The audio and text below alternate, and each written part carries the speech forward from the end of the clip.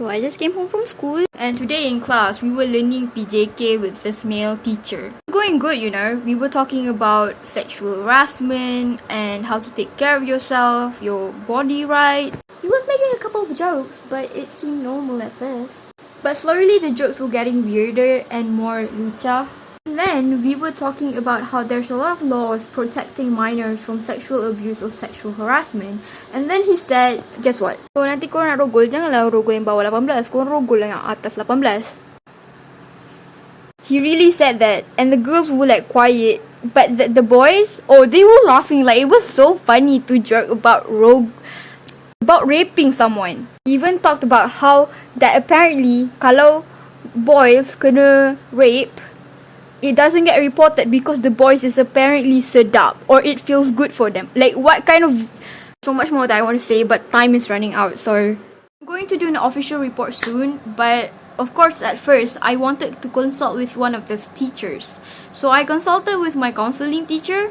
So I text him what happened because the thing happened on Friday, so the next day there wasn't any school, so I had to text him how inappropriate the PJK teacher was in the classroom. And he said this, okay? You can pause if you want to read, but I'll explain. Here you can see him excusing the PJK teachers for his behavior. He said that usually those male teachers teach male students. I'm like, at the same time, is it even okay to teach those things to male students? Even talk about how it was normal for male students to joke like that. And then he said that I was being emotional and sensitive because I'm a girl. He's setting up a therapy session of me with him.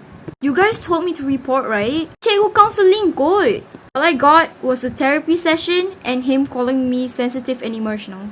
Hi guys, I know you guys been wanting some update on our situation, so here I am. I lodged a police report with my father last night. This morning, I went to the IPD to give further detail towards the situation for the officer. Obviously, it hasn't been easy. So we had a lot of support, a lot of coverage in major news outlets. The clash hasn't been easy for me to take on.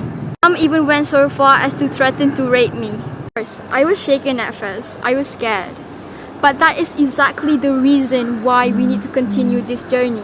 With how disheveled and bad I look, you can obviously see that I'm really tired.